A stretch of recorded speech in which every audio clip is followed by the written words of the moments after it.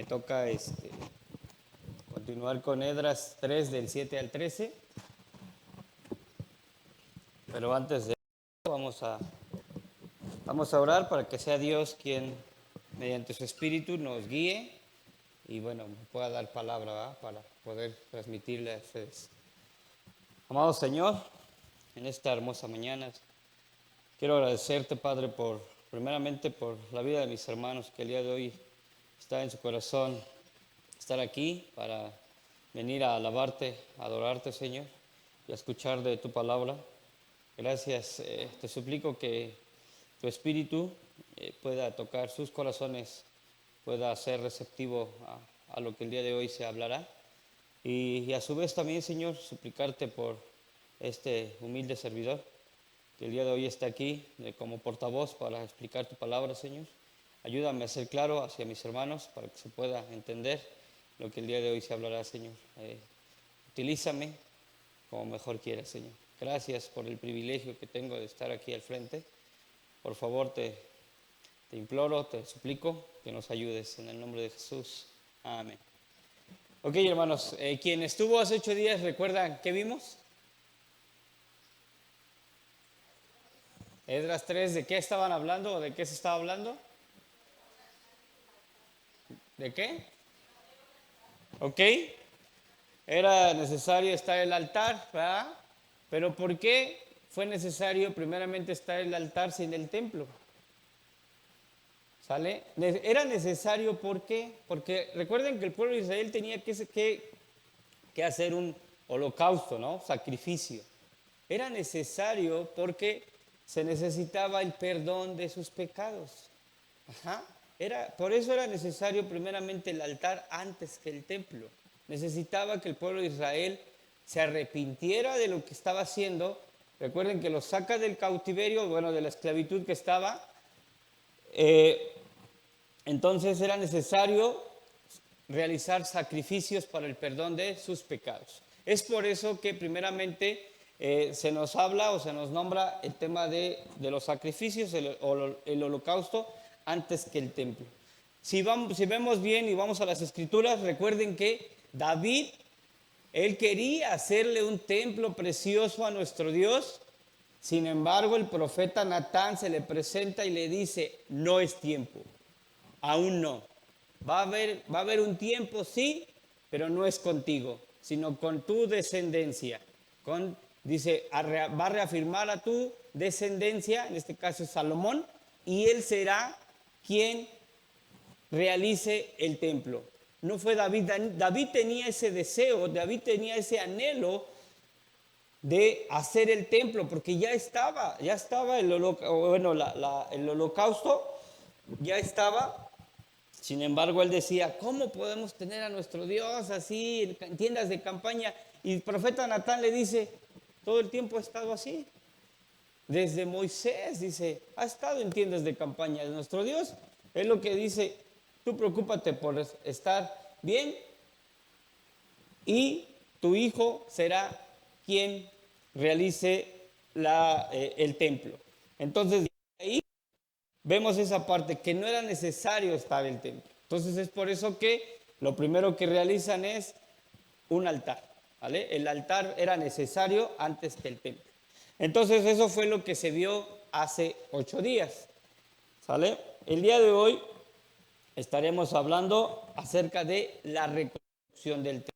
Ese templo hermoso, precioso que se hizo con Salomón fue destruido. ¿Destruido por quién? Por Babilonia. ¿Vale? Entonces, vamos a leer, hermanos. Nuestro tema del día de hoy tiene que ver con la reconstrucción del templo y nos vamos a basar en Esdras 3 del 7 al 13. ¿Sale? El día de hoy voy a estar leyendo mediante la versión Dios habla hoy. ¿Sale? Porque ahorita les voy a explicar un poquito. Ok, iniciamos desde el 7. Luego dieron dinero a los canteros y carpinteros, y a los de Sidón y Tiro les dieron comida, bebida y aceite para que por mar llevaran madera de cedros desde el Líbano hasta Jope, conforme a la autorización que había dado Ciro, rey de Persia. Zorobabel, hijo de Salatiel, y Jesúa, hijo de Josadac, junto con el resto de sus parientes que eran sacerdotes, y con los levitas y con todos los que habían regresado del cautiverio, comenzaron la reconstrucción del templo de Dios en el mes segundo del segundo año de haber llegado a Jerusalén. A los levitas mayores de 20 años les encomendaron la tarea de supervisar las obras del templo del Señor. 9. Entonces Yeshua, junto con sus hijos y hermanos también, Cabdiel y sus hijos, que eran descendientes de Jodavías, y los descendientes de Enadad y sus hijos y hermanos, que eran levitas, se unieron para supervisar las obras que trabajaban en el templo de Dios. En el 10, cuando los constructores echaron los cimientos del templo del Señor, llegaron los sacerdotes con sus vestimentas sagradas y sus trompetas, junto con los levitas descendientes de Asaf, con sus címbalos para alabar al Señor, según lo establecido por David, rey de Israel. Todos daban gracias al Señor y aún le cantaban esta alabanza: Él es bueno, su gran amor por Israel perdurará para siempre. Y todo el pueblo alabó con grandes aclamaciones al Señor, porque Él había echado los cimientos del templo. Muchos de los sacerdotes levitas y jefes de familia, que eran ya ancianos y habían conocido el primer templo, prorrumpieron en llanto cuando vieron los cimientos del nuevo templo, mientras muchos otros gritaban de alegría. Y no se podía distinguirse entre los gritos de alegría y las voces del llanto, pues la gente gritaba a voz en cuello y el ruido se escuchaba desde muy lejos. El día de hoy vamos a tratar de ir verso a verso, conforme a lo que estamos aquí estudiando. Entonces, primeramente, cuando lo que veníamos hablando anteriormente, Dios ocupó a Ciro, que era rey de Persia, les dio el permiso, dice: levanten el santuario, el templo. Él autoriza esa parte. Entonces, pero él no era israelita, entonces no creía en nuestro Señor. Sin embargo, él permite esta situación. Cuando veía y estaba preparando cada una de estas situaciones, bueno, la predicación, me recordaba un poco cuando se echaron los cimientos de esta iglesia, ¿sale? Primero llegó un albañil, ¿vale? El primer albañil que llegó echó los muros de abajo, pero cuando los echó los dejó chuecos y los dejó separados, ¿sale? Y ese no era yo, hermanos, para que no. Entonces, estaba chueco el muro y estaban separados. Entonces, cuando llovía se metía el agua, se transminaba. Y aparte, cuando colaron la primera parte de abajo, la cimbra quedó pandeada, ¿sale? Entonces estaba chueca y se inundaba. Entonces después llega otro albañil en el cual yo venía junto con este albañil, ¿vale? Antes de conocer al Señor, yo me acerqué al Señor porque un hermano de aquí me invitó, ¿vale? Yo venía, yo ayudaba como chalán, y este maestro albañil le dice, porque quien estaba encargado en su momento era Rod. Entonces le dice a Rod: oye, Rod, lo que te conviene más es que se tiren los muros, se tire todo y lo vuelva a echar. Te va a salir más barato y va a ser mucho mejor.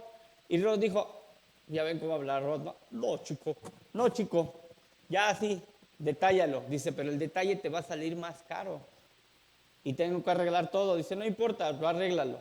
Entonces se arregló, ¿no? Después venimos, esta parte de arriba también se transminaba el agua. Entonces lo que tuvimos que echar, ahí donde están mis hermanos, aquí en la parte de arriba, se echó un entortado, ¿vale? Del piso que tenía arriba, o la losa que tenía, se tuvo que echar otra parte, no muy pesada, porque de por sí se tuvo que poner esa trave en medio, porque ya estaba pandeada. Entonces si le metíamos más peso, se iba a venir. Entonces por eso esa trave existe, ¿sale? Entonces, recordando esa parte, me doy y digo: sí, cierto, cómo Dios utiliza para crear su obra a personas que a lo mejor no conocen del Señor. Y después, si se dan cuenta, ahí la loseta la puso un albañil, esta loseta la puse yo, abajo en los baños la pusimos entre varios, aquí donde están mis hermanos yo la puse, mi hermano vino, creó las escaleras, mi hermano Martín puso eso. Entonces Dios va utilizando a las personas para ir creando o construyendo lo que él necesita. En este caso, esta iglesia. Entonces por eso me recordaba mucho esa parte, cómo Dios utiliza a las personas aún que no creen en el Señor. ¿Para qué? Para construir. Y ahorita lo vamos a ir tocando aquí en esta parte. Dice, luego dieron a los canteros, en este caso, en otra versión es a los albañiles, ¿vale? Y a los carpinteros. Los de Sidón y de Tiro les dieron comida, bebida, aceite para que por mar llevaran madera de cedro desde Líbano hasta Jope, conforme a la autorización que había dado el rey de, Ciro, el rey de Persia.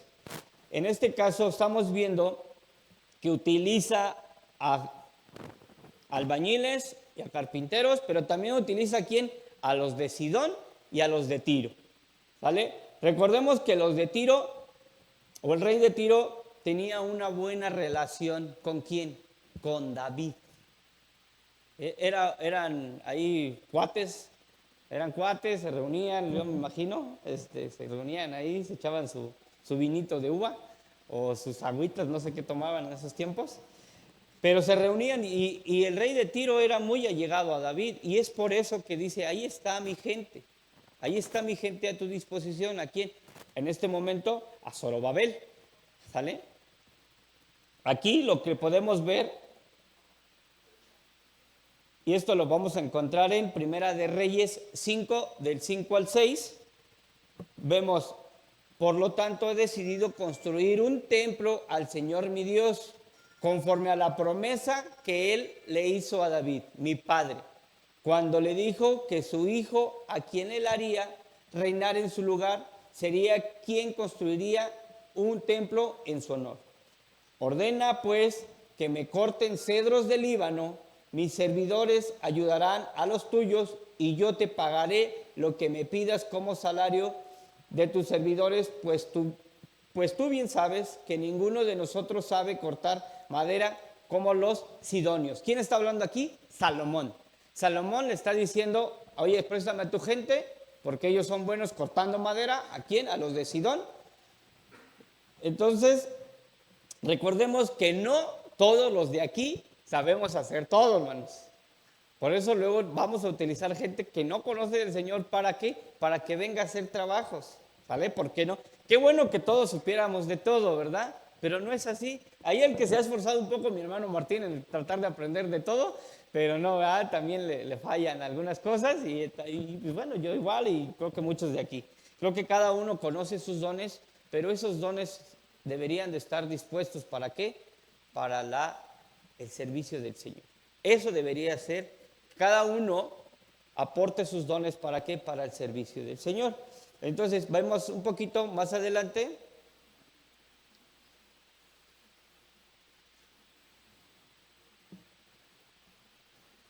En Segunda de Crónicas dice, entonces Hiram, rey de Tiro, le envió a Salomón una carta en la que le decía, el Señor te ha hecho rey de los israelitas, porque ama a su pueblo. Y añadía, bendito sea el Señor, el Dios de Israel, que hizo el cielo y la tierra, porque ha concedido al rey David un hijo tan sabio, instruido y prudente, que va a construir un templo al Señor y un palacio real para sí mismo. Te envío pues un hombre experto e inteligente, al maestro Hiram. Entonces aquí vemos que aquí esta parte, lo que veamos aquí es el contexto que se tenía, cómo el rey de Tiro ayuda a Salomón. Entonces por eso, por la relación, por lo estrecho que se tenía en su momento, ¿qué es lo que hacen? Que el rey de Tiro apoya en este momento a Zorobabel, ¿sale? Ahorita lo que estamos viendo en Esdras. ¿A qué? A la construcción del templo con las personas, lo que son los sidonios y los de Tiro, ¿sale? También nos menciona en Crónicas 2, 11, 16, dice, Es hijo de una mujer de la tribu de Dan y uno nativo de Tiro.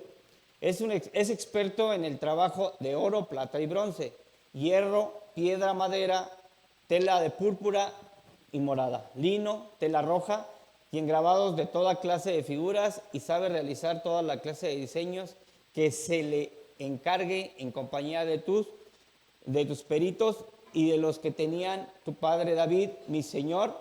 Por eso, Señor, manda a tus servidores el trigo, la cebada, el aceite, el vino que has ofrecido. Entonces, nuevamente aquí vemos la parte que en esta situación Ciro manda a su gente, que era especialista en diferentes cosas, ¿a quién? Ayudar en ese momento a Salomón, pero también vemos que ellos eran expertos para que pudieran apoyar nuevamente en la restauración del templo, en este momento con Zorobabel y Jesúa. En español es Josué, ¿no? En español es Josué, en hebreo es Jesúa, ¿sale? Recordemos, hay que tener muy en cuenta esta parte de Jesúa, porque más adelante lo van a estar viendo. En Zacarías es la persona por la cual el Satanás y el arcángel Miguel pelean por su cuerpo, ¿sale? Es el gran el sacerdote principal. Dice en 2 de Crónicas 2, 11, 16, entre tanto nosotros cortaremos en el Líbano toda la madera que se necesite y te la llevaremos por mar en las balsas hasta Jope. Luego te encargarás de que lleven de ahí a Jerusalén. Entonces, esta parte ya estaba como apalabrado en su momento con Salomón. Entonces, ¿qué es lo único que se dice? Bueno, la madera va a estar, se va a trasladar a Jope y tú te vas a encargar de ahí y llevarla ¿a dónde? A Jerusalén. ¿Sale? Entonces, el rey Ciro en esta parte les dice, ustedes tienen permitido construir el templo, ahí encárgate de mover la madera. No es algo, ellos tenían que ver esta parte con los fenicios, porque no es algo, o no nos especifica aquí, que realmente los fenicios te dijeran así, yo te la llevo, no. Ellos tenían que apalabrar esa parte con los fenicios para llevar la madera y toda esa parte de Jope hasta Jerusalén, ¿sale? Entonces es muy importante toda esta situación que estamos viendo, porque dentro de la iglesia, lo que comentaba hace un momento, dentro de la iglesia hay personas que tienen o saben realizar diferentes cosas. ¿Qué es lo que tenemos que hacer? Es lo que yo sé hacer, darlo al Señor, ofrecerlo al Señor. ¿Para qué? Para su servicio. A lo mejor dices, bueno, yo no soy bueno predicando, pero soy bueno en números. Pues te puedo ayudar en finanzas o te puedo ayudar en ciertas situaciones. Entonces, todo lo que ustedes sepan o que lo que sepamos, debemos de ofrecerlo ¿a quién? A Dios, para su servicio. ¿Sale? Aquí lo que estamos viendo es de que ocupó gente, carpinteros, ocupó albañiles que estaban dentro de Jerusalén o dentro de ahí de la parte de Jerusalén, pero también ocupó a los de Tiro y ocupó a otras personas para la reconstrucción del templo. Entonces, aquí ustedes, hermanos, en dado momento que se nos llame, vamos a limpiar, vamos a hacer limpieza general, y dices, yo no puedo hacer aseo. Bueno, pero pues a lo mejor puedo apoyar con las cocas, ¿no? Con las tortas, porque se necesitan manos, hermanos. Se necesitan manos. En los ministerios se necesitan manos. ¿Sí? Pero si es que yo no sé, yo no puedo hablar en público, pero puedes hacer otras cosas que te permitan apoyar o ayudar. Lo que veo en algunos hermanos, en este caso de Estados Unidos, que ellos no pueden estar al servicio del Señor, ¿qué es lo que hacen? Apoyan, ¿en qué? En dinero para los hermanos de las misiones. O sea, ahí está mi aportación. No puedo estar, pero está mi aportación para que más hermanos lleven la palabra del Señor a otras comunidades. Entonces nosotros mismos necesitamos apoyar en lo que sepamos. A lo mejor dices, bueno, tengo dinero para ofrendar, pero puedo hacer esto, sé hacer esto. Entonces, ¿en qué ayudo, hermano? ¿En qué apoyo? Pero desgraciadamente lo que podemos ver luego muchas veces es, pues hay que lo haga, ¿no? Pues hay que lo realicen. El hermano Martín, hay que se vaya y que se chute ahí, pues hay que lo haga él. ¿Para qué está de pastor? quien le manda, ¿no? No, hermanos. Deberíamos nosotros apoyar en ciertas situaciones. A lo mejor el hermano Martín dice, bueno, voy a ir a soldar. Yo no sé soldar, pero pues te ayuda a pasar el tubo o a detenértelo, aunque sea. ¿No? Se necesitan manos, hermano. Muchas manos. Mi hermana a lo mejor va a decir, bueno, es que yo no puedo hacer trabajo duro. No puedes hacer trabajo duro, pero a lo mejor dices, bueno, pues ahí les llevo un taquito, les llevo una agüita, etcétera, etcétera, ¿no? Pero muchas veces nos olvidamos y dejamos que solamente una o dos personas sean los que hagan esa parte. Entonces, necesitamos nosotros como congregación aportar lo que nosotros sabemos. Lo que tú sabes es necesario para la iglesia. Un cuerpo está compuesto por muchos miembros. No todos los miembros hacen lo mismo. ¿Sale? Y hay órganos que son visibles, pero hay otros que no se ven. Pero los que no se ven son más delicados que los que se ven. Entonces, todo el cuerpo necesita ser cuidado. ¿Sale? Necesita tener un cuidado. De aquí vamos a Corintios y aquí nos habla esta parte. Dice Pablo, yo fui el maestro albañil al cual Dios en su bondad encargó poner los fundamentos y otro está construyendo sobre ellos. Pero cada uno debe tener cuidado de cómo construye, pues nadie puede poner otro fundamento que es el que ya está puesto, que es Cristo Jesús o Jesucristo. Entonces, aquí, hermanos, si ustedes se dan cuenta, y yo también analizaba esta parte, cuando yo empezaba en el servicio, hubo alguien quien empezó a echar los salpicones o empezó a echar algo para que este hombre que ven al día de hoy aquí pudiera estar aquí sirviendo. Entonces, hay muchas veces, y no desmayes y no canses, hermano, no te canses, hermano, de hacer el bien y de hablar y predicar la palabra. ¿Por qué?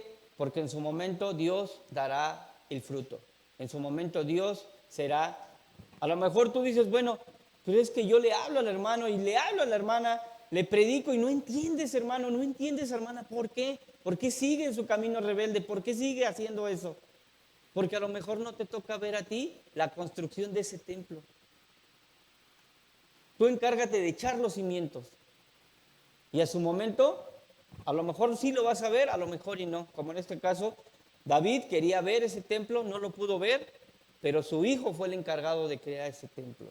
Y yo recuerdo mucho esa parte. ¿Por qué? Porque a mí un hermano, quien me compartió, quien me habló, ahorita, bueno, él está en Palmas, David Gómez fue el quien me compartió, me habló y me empezó a discipular. Pero yo en su momento dije, yo no quiero saber nada de eso, ¿no? A mí no entendía en su momento, porque a mí lo primero que me empezaron a enseñar o empezamos a tener un estudio fue las cartas pastorales. Yo no entendía por qué, ya después entendí por qué, ¿verdad? Pero a él le tocó sembrar. Y quien terminó esa parte fue mi hermano Martín, quien me discipuló después. Él fue quien me discipuló. Entonces, él pudo ver la construcción de ese templo, de esta persona. Entonces, hermano, hermana, tú encárgate de sembrar, tú encárgate de plantar el cimiento.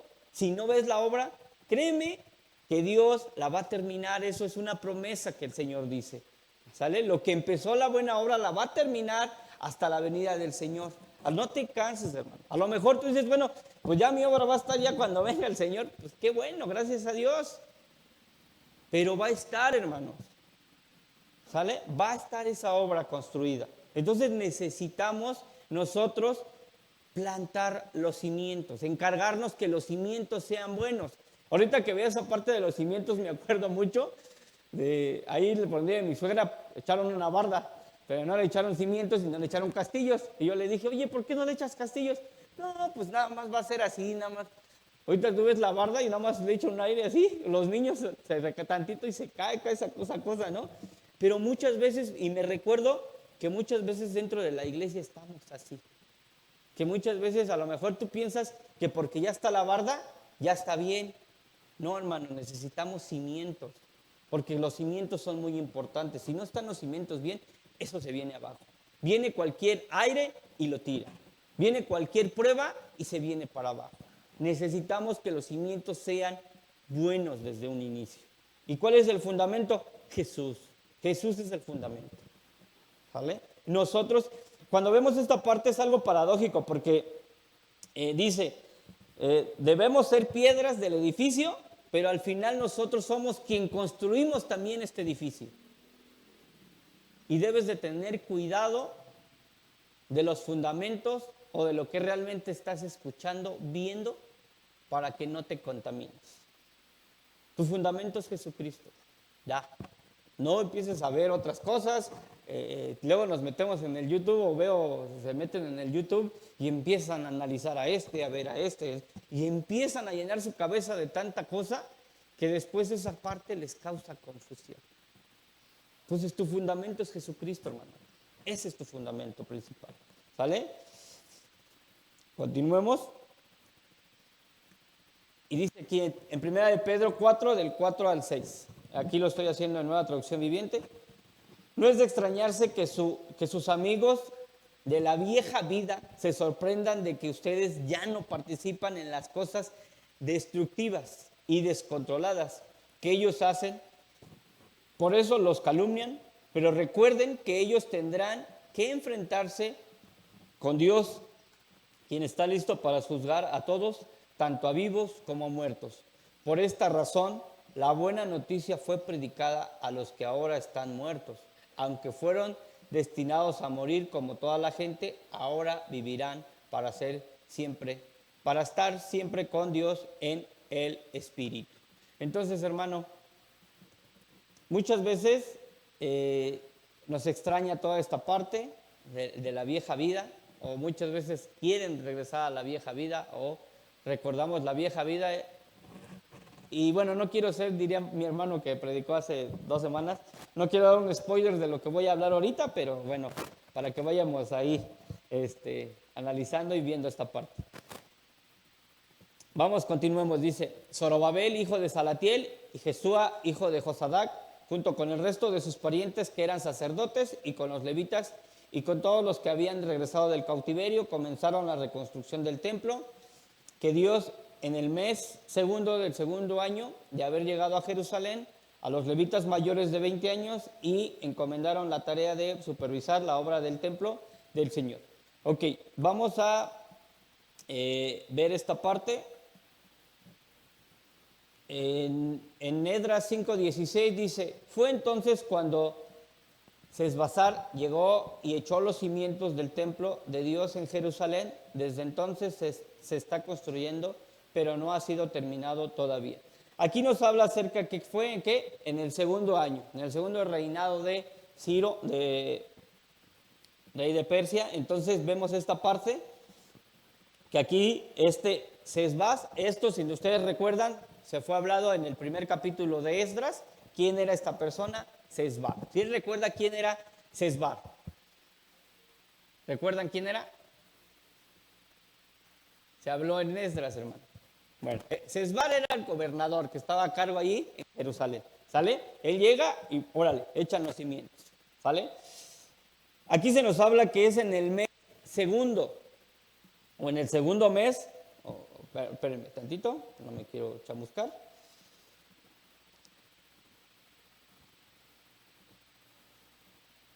Sí, en el mes segundo, que en este caso es en el mes de Sib, ¿sale? Que para nosotros viene siendo abril o mayo, ¿sale?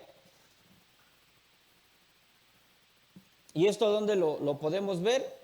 En Primera de Reyes 6:1, hermanos, ¿vale? No lo voy a leer por tema de tiempo, pero ahí está la cita. 6:1, ahí habla el mes Sib, que se está refiriendo a esta parte, ¿sale? En el mes segundo. Y vamos a ir a Números. Dice, haz un censo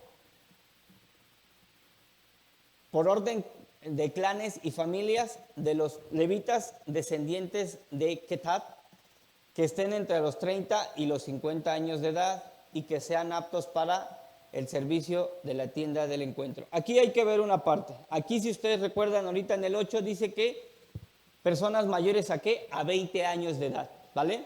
Entonces, aquí hay algo que tenemos que entender. Hay quienes empezaban el servicio de los 30 a los 50 y hay otros quienes empezaban el servicio de los 25 hasta los 50. ¿Sale? Bueno, en este caso los 50 era cuando se jubilaban, pero empezaban de los 50, de los 25 o en dado caso a los 30. Aquí estamos viendo en números que aquí está hablando acerca de que las personas que tengan que entre los 30 y los 50 años de edad. Y lo otro que les comento es en Números 8:24, los levitas deben comenzar a prestar sus servicios en la tienda del encuentro a los 25 años de edad. Entonces, no hay como algo claro, solamente nos dice que a los 20, después de los de 20, órale, agárralos y que empiecen, ¿vale? A supervisar, eran los encargados de supervisar la obra que se estaba llevando a cabo, ¿sale? Más adelante dice, entonces Jesúa, junto con sus hijos y hermanos, también Cabdiel y sus hijos que eran descendientes de Jodabías y los descendientes de Enadad y sus hijos y hermanos que eran levitas se unieron para supervisar los obreros que trabajaban en el templo de Dios. Entonces, aquí ya nos está hablando de otro Jesúa, no está hablando de Jesúa que está con Zorobabel, que es el sacerdote, sino está hablando de otro Jesúa que estaba encargado de los levitas. ¿Y eso dónde lo podemos encontrar?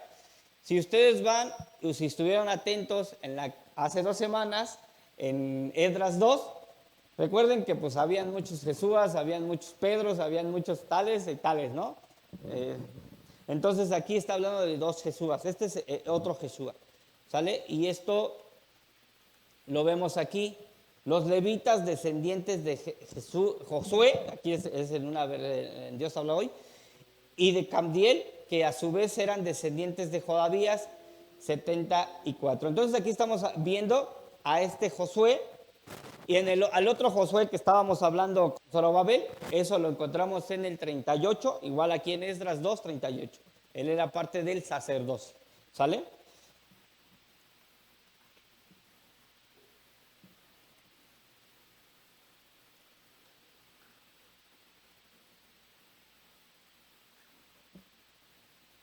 Y aquí nos vamos a ir al 10.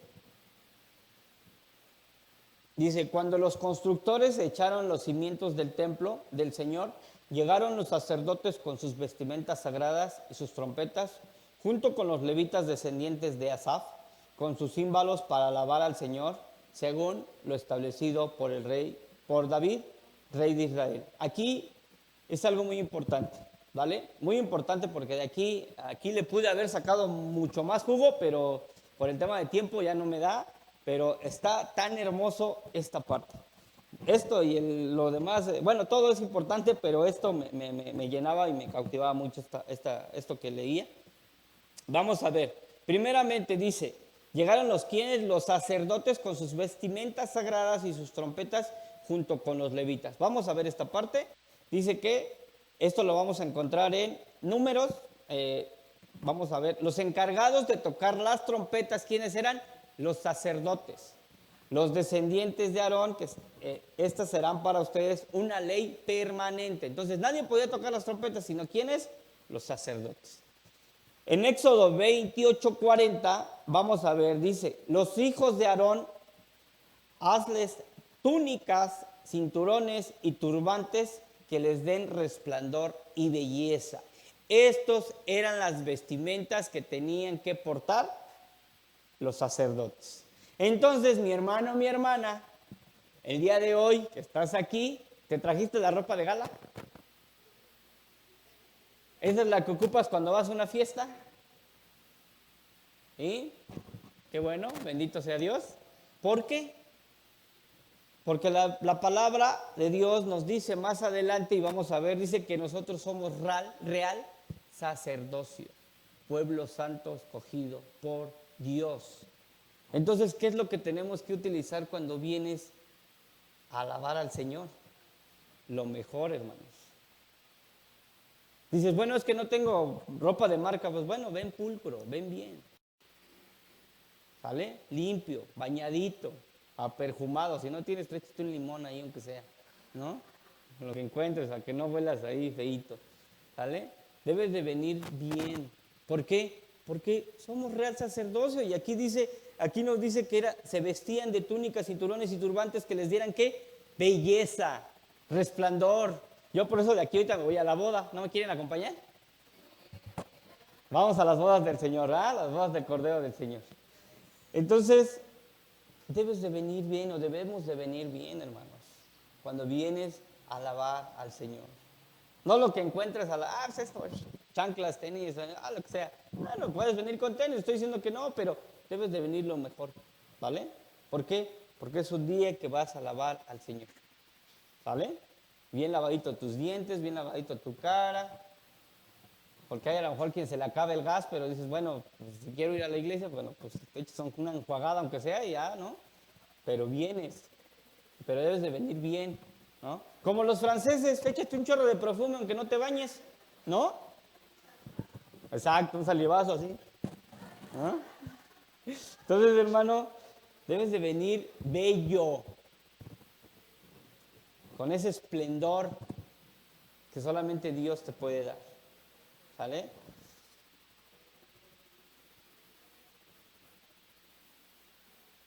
Y aquí podemos ver que esto era una ley, que es lo que vemos en esta parte del 10. Dice, también ordenó David a los jefes de los levitas que de entre sus tribus nombraran cantores que fueran con instrumentos musicales, salterios, arpas y platillos, y los tocaran con gran entusiasmo en señal de alegría.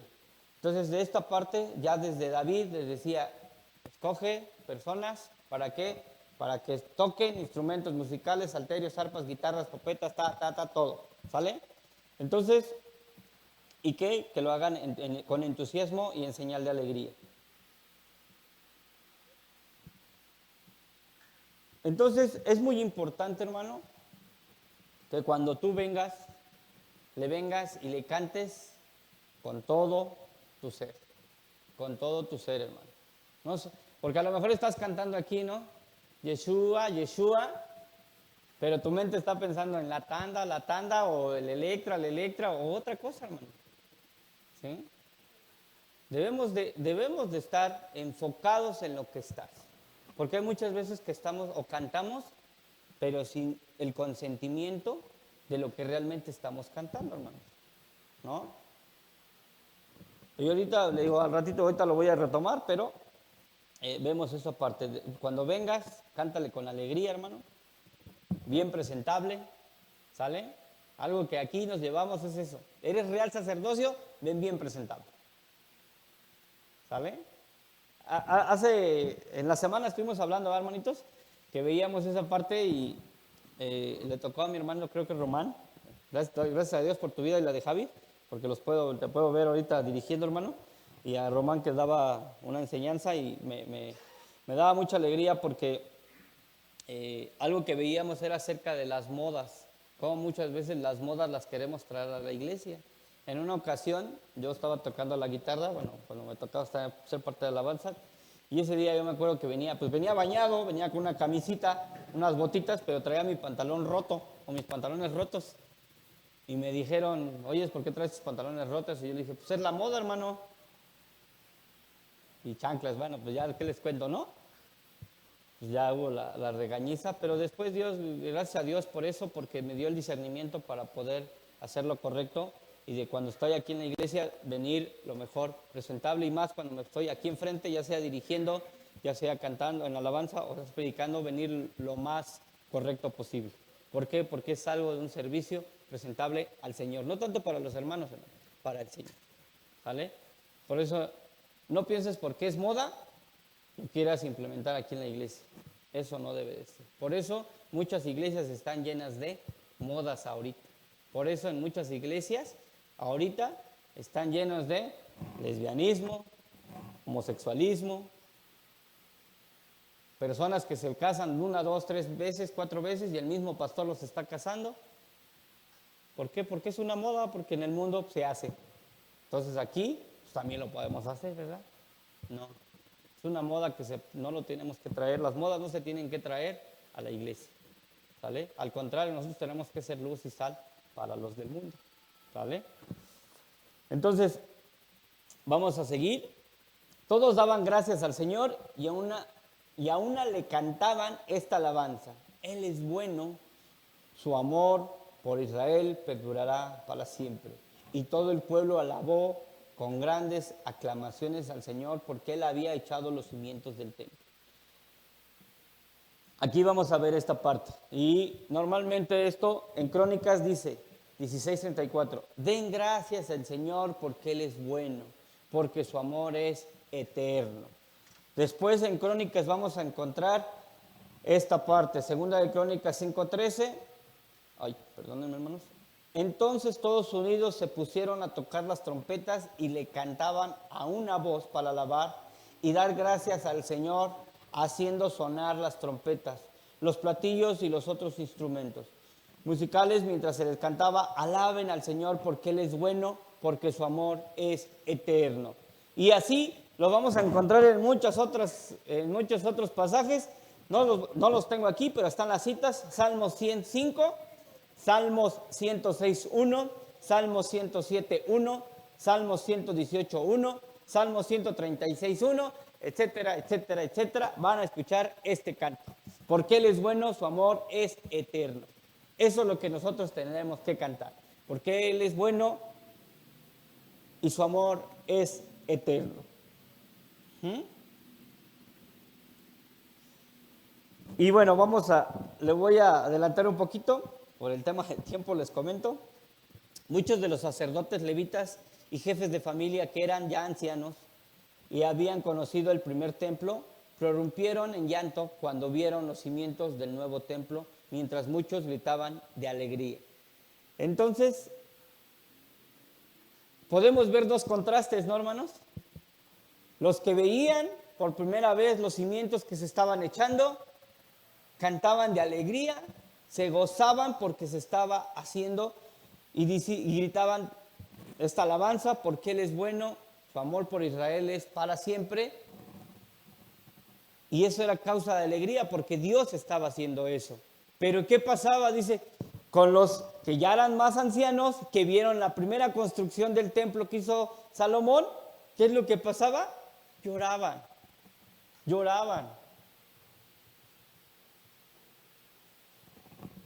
¿Por qué? Porque decía, me imagino, quiero pensar, el otro estaba más grande, el otro era hermoso.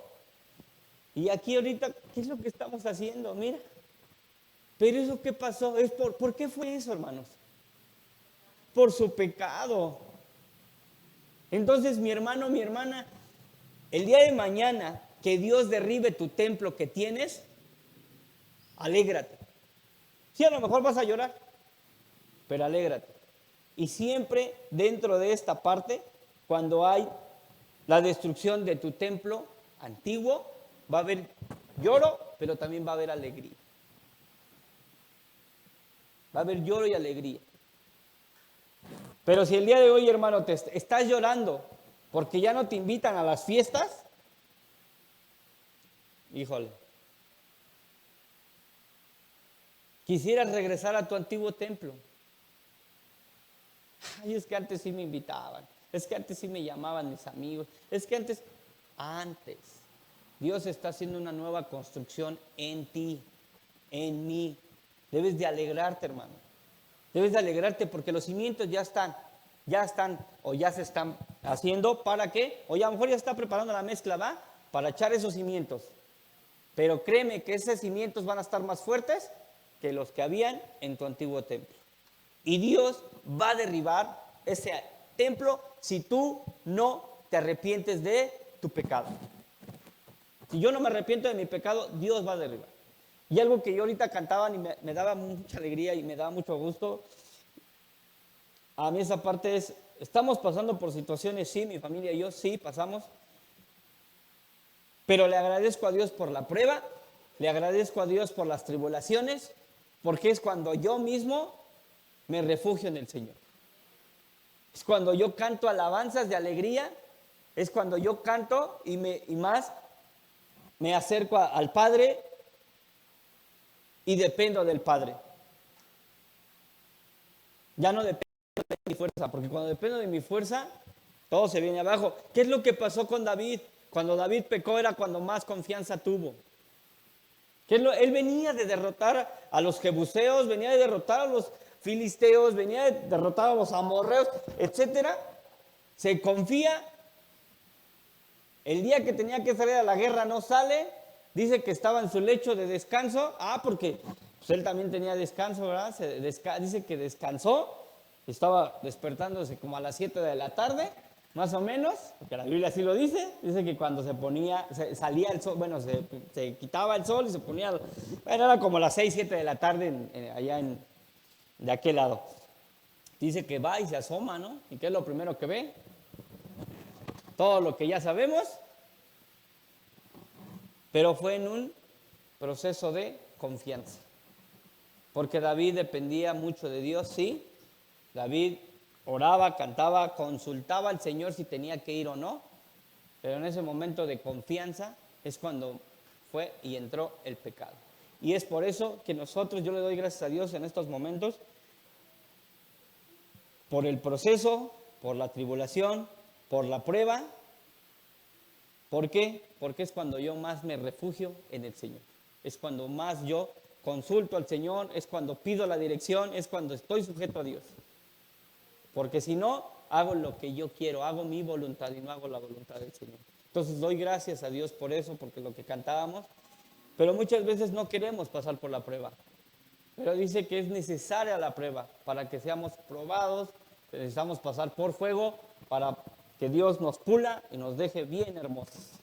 Pero muchos no queremos pasar por eso, porque sabemos que las pruebas conllevan muchas cosas, que te va a quitar cosas que no le agradan al Señor. A ti sí te pueden agradar, pero al Señor no le agrada. Y eso es lo que muchas veces, y eso es lo que pasaba. Es un contraste, lo que podemos, esta parte, ¿no? Por eso, aquí, cuando cantemos, hermanos, por eso es que tratamos de tener un orden, hermanos, ¿vale? De no gritar, de no, etcétera. ¿Por qué? Porque aquí vemos esa parte de que más adelante en el 13 es que no se entendía si era gritos de alegría o gritos de dolor, ¿vale? Entonces, la bendición viene de Dios.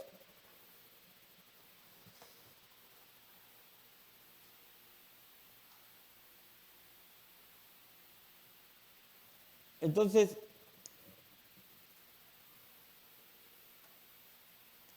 hermanos, no tenemos, cuando estemos aquí y lloremos, no lloremos por letanías, sino por gritos de Hosana, bendito el que nos salva.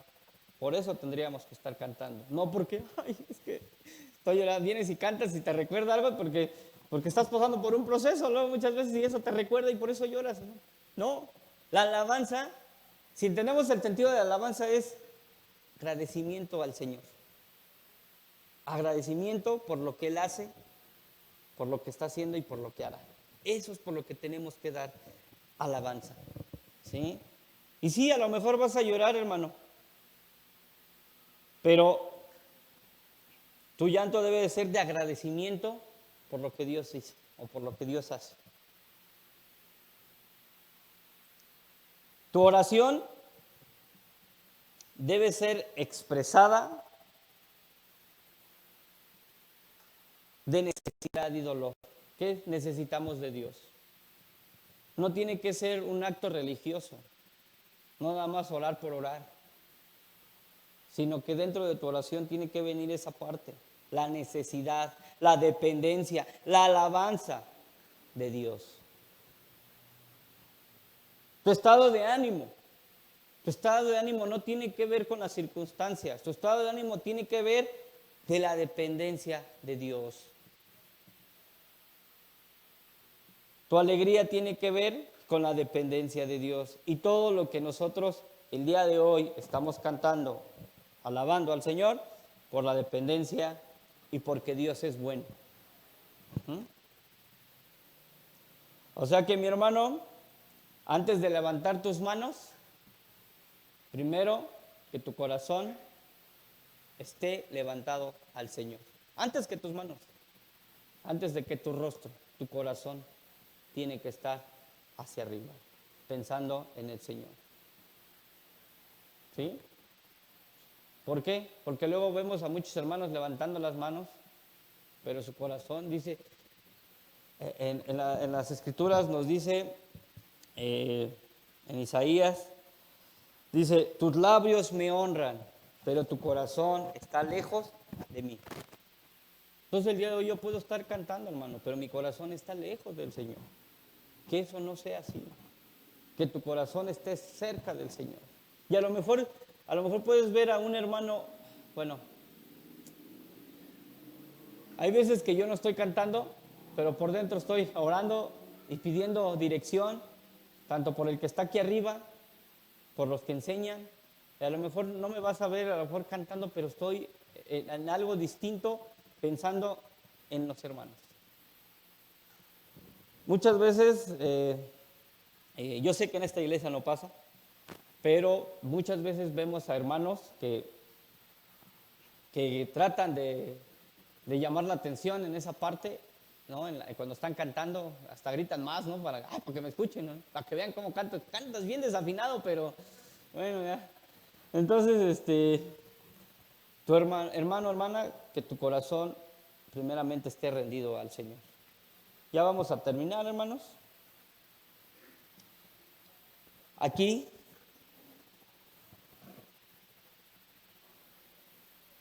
lo que comentabas, en el 3, lo que comentábamos, y no se podría distinguir entre los gritos de alegría y las voces de llanto, pues la gente gritaba a voz de cuello y el ruido se escuchaba desde muy lejos. Aquí vemos esta parte, en Ageo 2, del 1 al 3.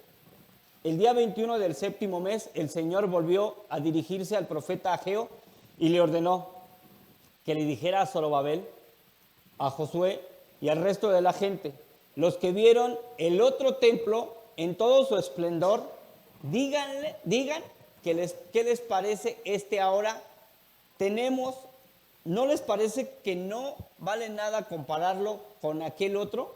Pero ánimo, Zorobabel, ánimo, Josué, jefe de los sacerdotes, y anímense todos ustedes, gente del país, trabajen, que yo estoy con ustedes, yo, el Señor Todopoderoso, lo afirmo. Ánimo, hermano, hermana. Olvídate de ese antiguo, no lo compares, porque lo que viene es mejor, y lo afirma el Señor. Lo afirma el Señor.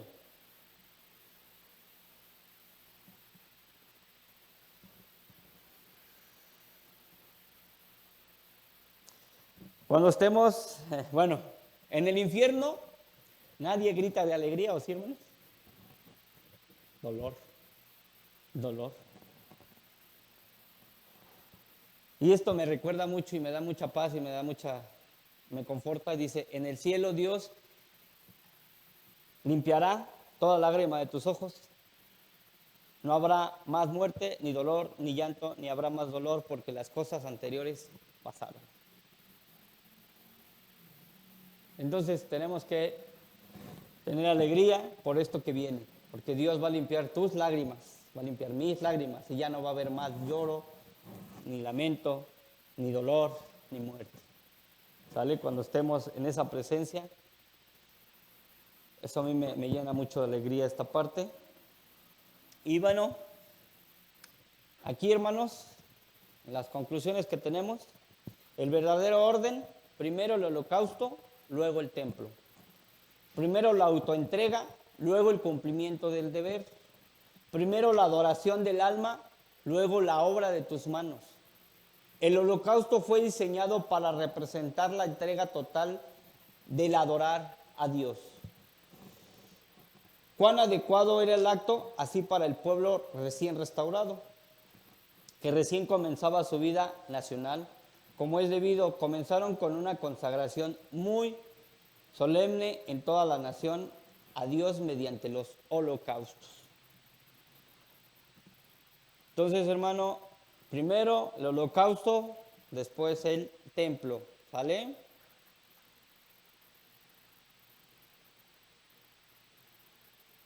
Entonces, amado hermana, Dios va a cambiar tu lamento en baile, ¿sale? Dios va a quitar la tristeza y le va a limpiar por la alegría. Debemos tener ese orden. Primero el holocausto, después el templo, hermanos. ¿Sale? Primero tenemos que hacer el cumplimiento de nuestro deber, que tenemos que alabar, adorar y honrar a nuestro Dios. Y después vienen las obras de tus manos. ¿Sale? Entonces, ya no llores por tu antiguo templo. Al contrario, alégrate por tu nuevo templo que el día de hoy se está construyendo. ¿Sale? Va a ser más fuerte, va a ser más resistente y a lo mejor muchos de nosotros no lo vamos a ver, pero los que estén en ese momento se alegrarán. Entonces, la promesa de Dios ahí está. Dice, Dios lo está preparando, Dios lo está construyendo y así lo afirma el Señor. No te desanimes, no desmayes. La construcción de una casa es importante, sí, pero también lleva un proceso, hermanos. ¿Sale? Los cimientos, las bardas, los aplanados, los detalles, paredes, techo, etcétera, etcétera, etcétera, etcétera. Y dentro de eso, créanme que va a haber mucho polvo. ¿Sale?